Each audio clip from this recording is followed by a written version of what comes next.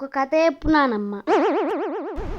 కథ లేదేం లేదు, పడుకో, నాకు నిద్ర వస్తుంది. అయ్యో నానమ్మ, నాకు రోజు కథ వినకపోతే నిద్ర రాదు.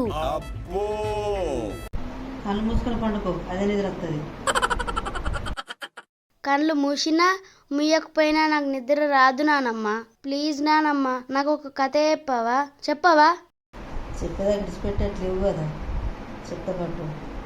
అనగనగా ఒక రాజు, ఆ రాజుకు 7 కొడుకులు.